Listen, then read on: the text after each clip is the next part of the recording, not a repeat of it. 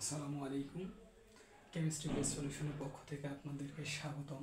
আজকে আমি কথা বলবো পর্যায় সারণী তৃতীয় অধ্যায়। প্রশ্ন হচ্ছে কর্ণ সম্পর্ক কি এবং আলোচনা করো।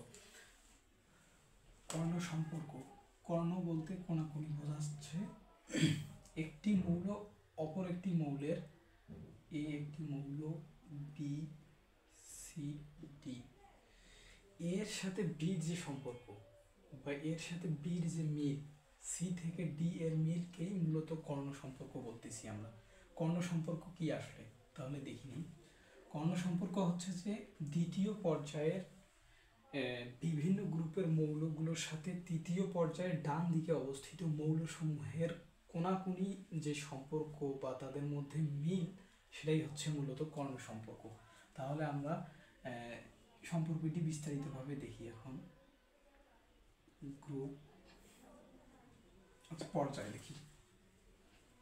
পর্যায় পর্যায় পর্যায় হচ্ছে যে এটা হচ্ছে দ্বিতীয় পর্যায়, পর্যায় এটা হচ্ছে দ্বিতীয় পর্যায়, এটা হচ্ছে তৃতীয় পর্যায়। দ্বিতীয় পর্যায় ধরি লিথিয়াম, বেরিলিয়াম, বোরন, কার্বন। তৃতীয় পর্যায় হচ্ছে সোডিয়াম, ম্যাগনেসিয়াম, অ্যালুমিনিয়াম আর সিলিকন। এখন এইখানটা একটা সুন্দর একটা ট্রিক্স আছে, সেটা হচ্ছে যে এখানটে এর পারমাণবিক সংখ্যা হচ্ছে যে 3, ম্যাগনেসিয়ামের হচ্ছে 12, বোরনের হচ্ছে 4, অ্যালুমিনিয়াম হচ্ছে 13, বেরিলিয়ামের 4, বোরনের হচ্ছে 5, সিলিকনের হচ্ছে 14, সোডিয়ামের 11, কার্বনের 6।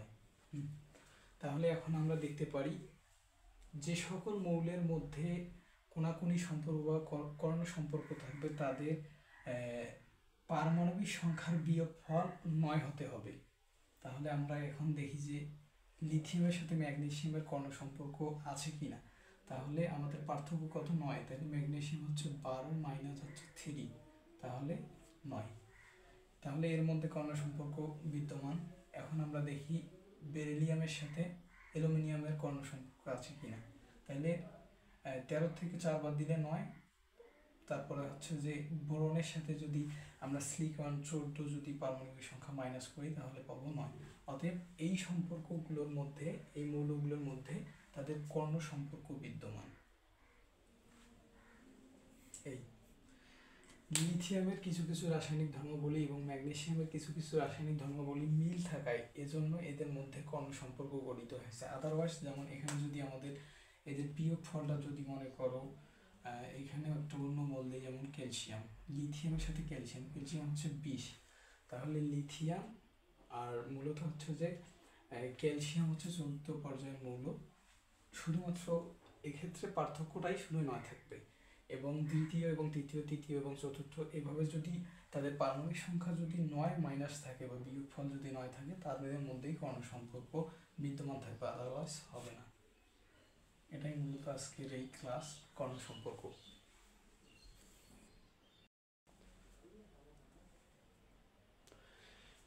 এখন প্রশ্ন হলো যে ফ্লোরিন সর্বাপেক্ষা চরিত্রাত্মক মৌল ব্যাখ্যা করো। ফ্লোরিন, আগে রেঞ্জটা দেখি। ফ্লোরিন হচ্ছে 9, তারপরে হচ্ছে অক্সিজেন, তারপরে হচ্ছে নাইট্রোজেন, তারপরে হচ্ছে যে কার্বন, তারপরে হচ্ছে বোরন। তাহলে 5, 6, 7, 8, 9। এখন তড়িৎ ঋণাত্মকতা আমরা ক নম্বর প্রশ্নে পড়ে এসেছি। তড়িৎ ঋণাত্মকতা কাকে বলে? হচ্ছে দুটি মৌল সমযোজী বন্ধনকালে নিজের দিকে ইলেকট্রন শেয়ারের মাধ্যমে নিজের দিকে টেনে নেওয়ার প্রবণতা বা শক্তিকেই তড়িৎ ঋণাত্মকতা বলবো। তাহলে আমরা জানি যে একই পর্যায়ে যত বাম হতে ডান দিকে যাওয়া যায়, পরমাণুর আকারটা তত কি হয়? হ্রাস পায়। কিরকম ভাবে? একই পর্যায়ভুক্ত, এখানে ডান, এটা হচ্ছে বাম, এটা হচ্ছে ডান, এখানে তড়িৎ ঋণাত্মকতা সর্বাপেক্ষা বেশি হওয়ার মূল কারণ হচ্ছে যে ফ্লোরিনের পরমাণুর আকার। ফ্লোরিনের পরমাণুর আকার দেখি আমরা, যে পারমাণবিক সংখ্যা হচ্ছে 9, ফ্লোরিনের 2টা 4টা 6টা 8টা 9টা। দ্বিতীয় পর্যায়ের মৌল। যেহেতু দ্বিতীয় পর্যায়ের মৌল, এখানে নিউক্লিয়াস কর্তৃক যত বেশি কেন্দ্রের দিকে আকর্ষিত হবে সেই মৌলের আকারটা তত বেশি ছোট হবে। আকার যত বেশি ছোট হবে তার তড়িৎ ঋণাত্মকতা বৃদ্ধি পাবে। তড়িৎ ঋণাত্মকতা বৃদ্ধি পাবে। তাহলে যে মৌলের নিউক্লিয়াস কর্তৃক সর্বশেষ শক্তি স্তরের ইলেকট্রনটা নিজের দিকে আকর্ষণ করবে, এখানে হচ্ছে যে সর্বশেষ কক্ষপথে ইলেকট্রন আছে 60টি প্রবলভাবে নিউক্লিয়াসকে অধিক জোরে আকর্ষিত করবে। তার পরবর্তীতে হচ্ছে যে অক্সিজেন। দেখি আমরা অক্সিজেনের পারমাণবিক সংখ্যা হচ্ছে 8, 2, 2, 4, 6, 6 আর 2, 8। এখানে কিন্তু এখানকার তুলনায় একটি ইলেকট্রন কম আছে, বিধায় এখানকার ফ্লোরিন অপেক্ষা অক্সিজেনের নিউক্লিয়াস সর্বশেষ কক্ষপথের ইলেকট্রনটি তুলনামূলক একটু কম আকর্ষণ করবে। তাহলে আমরা জানি একই পর্যায়ে যত বাম হতে ডান দিকে যাওয়া যায় ততই তাদের পারমাণবিক সংখ্যা বৃদ্ধির সাথে সাথে, পারমাণবিক সংখ্যা কিন্তু বৃদ্ধি পাচ্ছে, তার সাথে সাথে তড়িৎ ঋণাত্মকতার মানও বৃদ্ধি পাচ্ছে। আমরা জানি ফ্লোরিনের তড়িৎ ঋণাত্মকতার মান হচ্ছে 4, অক্সিজেনের 3.4, নাইট্রোজেনের হচ্ছে 3, কার্বনের হচ্ছে যে 2.5 আর বোরনের হচ্ছে 2। এটা কিভাবে মনে রাখবা? সেটা হচ্ছে যে দ্বিতীয় পর্যায়ভুক্ত মৌলসমূহের ক্ষেত্রে তাদের তড়িৎ ঋণাত্মকতার মান যদি একটা আমরা জানি, তার সাথে 0.5 যদি আমরা যোগ করি তাহলে নির্দিষ্ট যে মৌলটা আমরা বের করতে চাই তার আমরা তড়িৎ ঋণাত্মকতার মান বের করতে পারবো। আমরা যদি বোরনের মান জানি তাহলে আমরা ফ্লোরিনের তড়িৎ ঋণাত্মকতার মান আমরা বের করতে পারবো এভাবে 0.5 যোগ করে। এটাই হচ্ছে মূলত কারণ। এই কারণেই ফ্লোরিনের তড়িৎ ঋণাত্মকতার মানটা সর্বাধিক হয়ে থাকে। প্রশ্ন হচ্ছে যে ক্লোরিনের ইলেকট্রন আসক্তি ফ্লোরিনের চেয়ে বেশি কেন?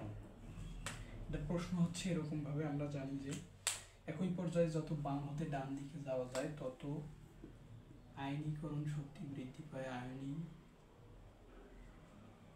আয়নীকরণ শক্তি, ইলেকট্রন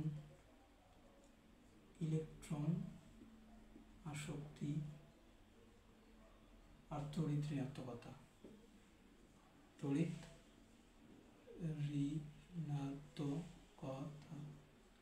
আমরা জানি একই পর্যায়ে যত ডান থেকে বাম দিকে যাওয়া যায় ততই আয়নীকরণ শক্তি বাড়ে, ইলেকট্রন আসক্তি বাড়ে, তড়িৎ ঋণাত্মকতা বৃদ্ধি পায়। অর্থাৎ শর্টকাট হচ্ছে আয়ত বাড়ে,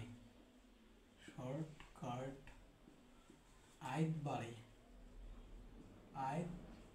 বাড়ে। তাহলে একই পর্যায়ে যত বাম হতে ডান দিকে যাওয়া যায় তত আয়ত বৃদ্ধি পায়, ইলেকট্রন আসক্তি, তড়িৎ ঋণাত্মকতা আর হচ্ছে যে আয়নীকরণ শক্তি। এখন একই পর্যায়ে উপর থেকে নিচে গেলে এ সকল এই আয়ত কমবে। অর্থাৎ আমরা যদি একই গ্রুপের উপর থেকে নিচে নামি তাহলে আমাদের আয়ত কমে যাবে, আয়নীকরণ শক্তি কমবে, ইলেকট্রন আসক্তি কমে যাবে, তড়িৎ ঋণাত্মকতা কমে যাবে। তাহলে আমরা এখন দেখি, আমাদের মূল কনসেপ্ট শেষ হলো, এখন আমরা থিওরিতে যাব। Fluorine, chlorine, bromine, iodine, astatine, এই চারটি হচ্ছে যে একই গ্রুপের অন্তর্ভুক্ত, একই গ্রুপে। তাহলে আমরা কিছুক্ষণ আগে পড়লাম শর্টকাট যে একই গ্রুপে যত উপর থেকে নিচে আসবে ততই ইলেকট্রন আসক্তি কি হবে? কমে যাবে। অর্থাৎ এখন আমরা ক্লোরিন এবং ফ্লোরিনের স্ট্রাকচারটা দেখি। ফ্লোরিন হচ্ছে 9, ক্লোরিন হচ্ছে 17, 1s 2s 2p 3s 3p, chlorine 1s 2s 2p 3s 3p, 2 2 5, 2 2 6 2 5, ঠিক আছে 5। এখন এখানে হচ্ছে প্রধান কোয়ান্টাম শক্তি হচ্ছে n equal 2 আর এখানে n equal 3, ঠিক আছে। তাহলে n equal 2 n equal 3। এখন আমাদের তাদের পারমাণবিক গঠনটা যেটা সেটা এখন দেখব। ফ্লোরিনের প্রথম শক্তি স্তরে 2টি ইলেকট্রন, দ্বিতীয় শক্তি স্তরে 8টি ধরবে, সেক্ষেত্রে হবে 7টি। হ্যাঁ, এটা হচ্ছে ফ্লোরিন পরমাণু। অপরদিকে ক্লোরিন পরমাণু আমরা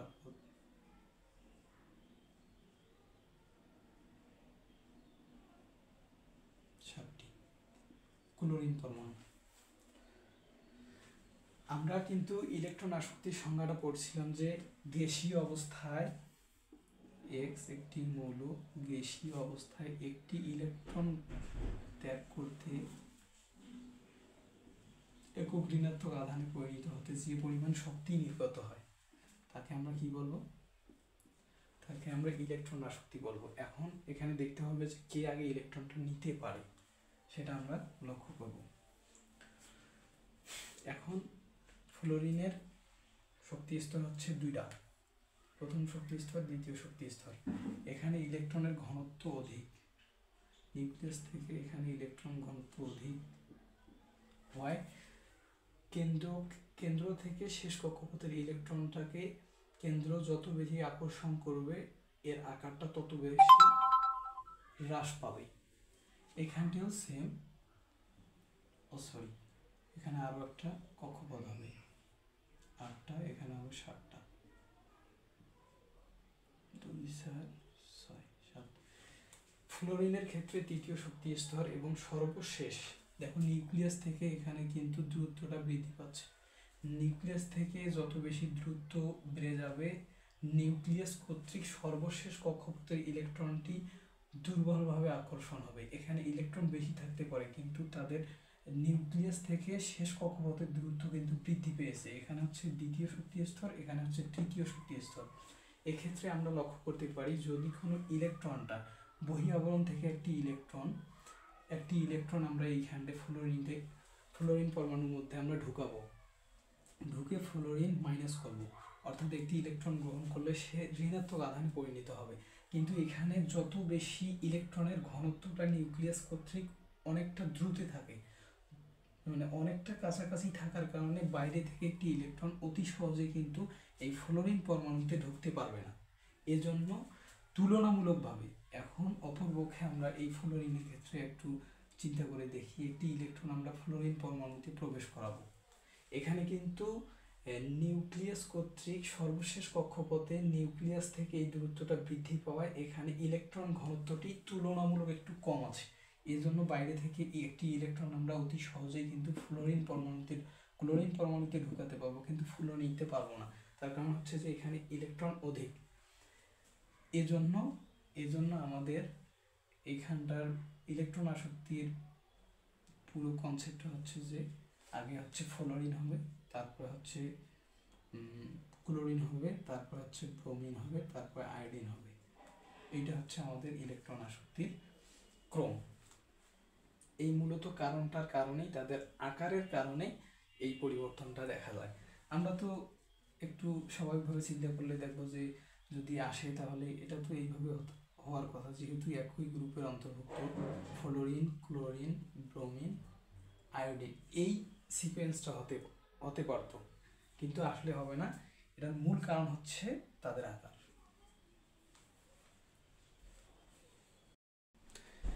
আমরা অতি সংক্ষিপ্ত প্রশ্নে উত্তরে এই আয়নীকরণ বিভব বা আয়নীকরণ শক্তি আমরা পড়ে এসেছি। আয়নীকরণ শক্তি আবার রিপিট করতেছে। আয়নীকরণ শক্তি হচ্ছে যে গ্যাসীয় অবস্থায় কোনো পরমাণুর বিচ্ছিন্ন পরমাণু হতে একটি ইলেকট্রন গ্যাসীয় অবস্থায় একক ধনাত্মক আয়নে পরিণত করতে যে পরিমাণ শক্তির প্রয়োজন হয় তাকে আয়নীকরণ শক্তি বা আয়নীকরণ বিভব বলে। আমাদের এই প্রশ্নটা কিন্তু আমরা পড়ে এসেছি ক নম্বরে। এখন আমাদের মূল কথা হচ্ছে যে অক্সিজেন এবং নাইট্রোজেন, এখানটায় আমাদের কার আয়নীকরণ বিভব বেশি বা আয়নীকরণ শক্তি বেশি এবং কেন কম, এই বিষয়টা আমরা উপস্থাপন করব। এখন দেখো, অক্সিজেন এবং নাইট্রোজেন, দেখি কিভাবে এদের পারমাণবিক সংখ্যা বৃদ্ধির সাথে সাথে এই সিকোয়েন্সটা একটু পরিবর্তন হয়ে যায়।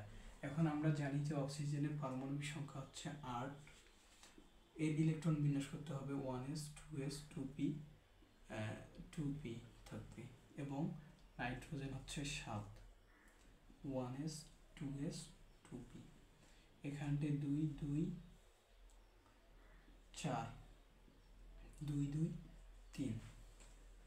এখন আমরা হুন্ডের নীতির সাহায্যে একটু ইলেকট্রন বিন্যাসটাকে উত্তেজিত অবস্থায় করব। নাইট্রোজেনটাকে 1s 2s 2px 2py 2pz, এখানে নাইট্রোজেনের শেষ কক্ষপথে p অরবিটালে ইলেকট্রন পাইছে 3টা। এখন আমরা সেই ইলেকট্রনগুলো এখানটায় বসাবো, 1টা 2টা 3টা। এখানে আমরা যদি ছকে যদি দেখাই 2px 2py 2pz 1 2 3। অপরপক্ষে অক্সিজেনের শেষ কক্ষপথের ইলেকট্রন পাইছে p, এখানটায় আমরা এখন দেখাবো 2px 2py 2pz 1 2 3, এখানটায় একটা পাবে, 4টা। এখন নাইট্রোজেন, এখানে প্রশ্ন বলা আছে যে অক্সিজেন অপেক্ষা নাইট্রোজেনের বিভবমান বেশি কেন?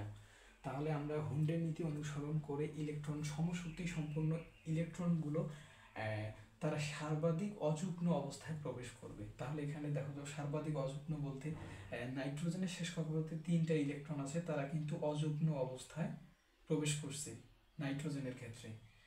2px 2py 2pz একটা একটা করে পাইছে, এবং অপরপক্ষে অক্সিজেনের ক্ষেত্রে 2px 2py 2pz তারা কিন্তু সর্বাধিক অযুগ্ম অবস্থায় প্রবেশ করেনি, এখানটা হচ্ছে যে যুগ্ম অবস্থায় আছে। এই যুগ্ম অবস্থায় থাকায় এখানটার ক্ষেত্রে এখান থেকে যদি আমরা একটি ইলেকট্রন সহজেই যদি বের করতে চাই আমরা কিন্তু পারবো।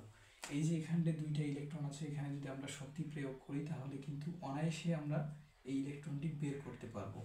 কিন্তু নাইট্রোজেনের অর্ধপূর্ণ অবস্থায় আছে, এই 2px 2py 2pz একটি একটি করে ইলেকট্রন থাকার ক্ষেত্রে এখানে অর্ধপূর্ণ অবস্থায় আছে। এই অর্ধপূর্ণ অবস্থায় থাকার কারণে এখান থেকে যদি আমরা একটি ইলেকট্রন বের করতে চাই তাহলে কিন্তু প্রবল শক্তি আমাদেরকে প্রয়োগ করতে হবে। এজন্য নাইট্রোজেনের যে আকারটা আছে, আকার বলতে এই যে নীতিটা আছে, হুন্ডের নীতি অনুসারে যখন আমরা লক্ষ্য করবো তখন কিন্তু অর্ধপূর্ণ থাকার ক্ষেত্রে এখান থেকে একটি ইলেকট্রন আমরা যখন বের করতে যাব তখন কিন্তু আমাদের শক্তির মানটা অপেক্ষাকৃত অক্সিজেনের তুলনায় এখানে বেশি থাকতেছে নাইট্রোজেনের ক্ষেত্রে। এজন্য প্রশ্নে বলা আছে যে অক্সিজেন অপেক্ষা নাইট্রোজেনের বিভব মান বেশি। এই মূলত এই কারণটার জন্যই নাইট্রোজেন অপেক্ষা অক্সিজেনের বিভব মান কম। আর এটা যদি আমরা একটু উল্টে বলি যে অক্সিজেন অপেক্ষা নাইট্রোজেনের বিভব মান বেশি। প্রশ্ন হচ্ছে যে কপার 29 এবং আয়রন 26 এবং 2+ এবং জেনন, এদের ইলেকট্রন বিন্যাস লিখো এবং পর্যায় সারণীতে এদের অবস্থান কত বা অবস্থান বের করে বলছে আমাদের। তাহলে আমরা অ্যান্সার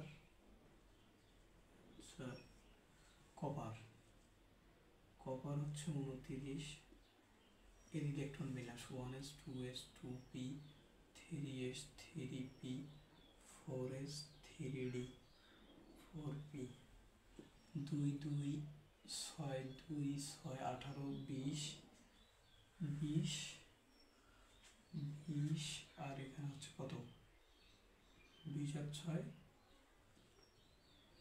20 20 20 না 20 3d দিতে হবে 10টা যদি আমরা দেই, আর এখানে 1s, তাহলে 1s 2s 2p 3s 3p 4s 3d 2 4 18 18 19 আর 10 29 এর হচ্ছে যে পর্যায়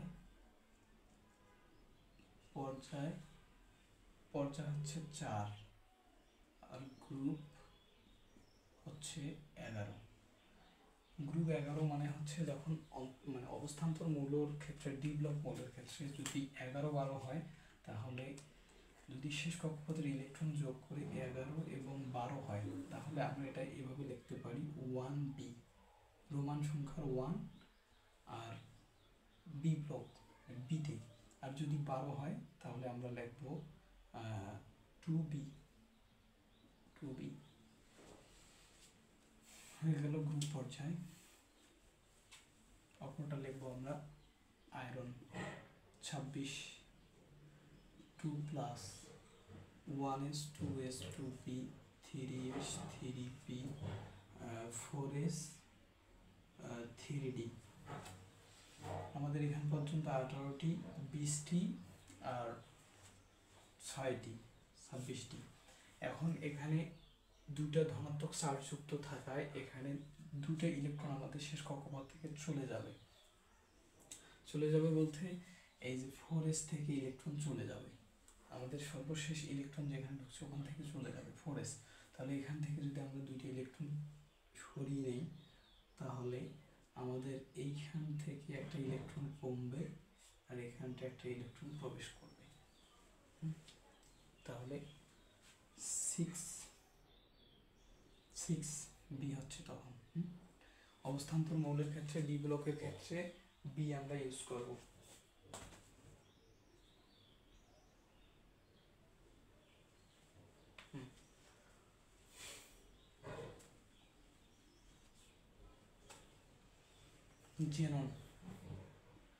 জেনন হচ্ছে হ্যালোজেন পরমাণু। হ্যালোজেন পরমাণু জেনন এর পারমাণবিক সংখ্যা হচ্ছে 54। 1s 2s 2p 3s 3p 4s 3d 4p 4d 5s 5p 2 2 6 2 6 2 10 6 10 2 6। দেখো এখান পর্যন্ত আমাদের 18 20 30 36 46 46 আর 2 হচ্ছে 48 48 আর 6 হচ্ছে 54। তাহলে আমাদের শেষ কক্ষপথের ইলেকট্রনটা কোথায় গেছে? sp সমশক্তি সম্পূর্ণ অরবিটাল, অর্থাৎ পর্যায় হচ্ছে পঞ্চম এবং গ্রুপ হচ্ছে 6 আর 2 8। সমশক্তি সম্পূর্ণ ইলেকট্রনের ক্ষেত্রে যদি s এবং p অরবিটাল ইলেকট্রন থাকে তার ক্ষেত্রে আমরা 10 যোগ করব। 10 যোগ করি যদি, তাহলে 6 আর 2 8 আর 10 18 18 বা শূন্য গ্রুপ 18 বা শূন্য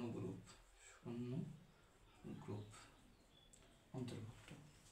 এখান থেকে শেষ হলো আজকের ক্লাস পর্যায় সারণী। ইনশাআল্লাহ আগামী কোনো লেকচারে দেখা হবে। আসসালামু আলাইকুম।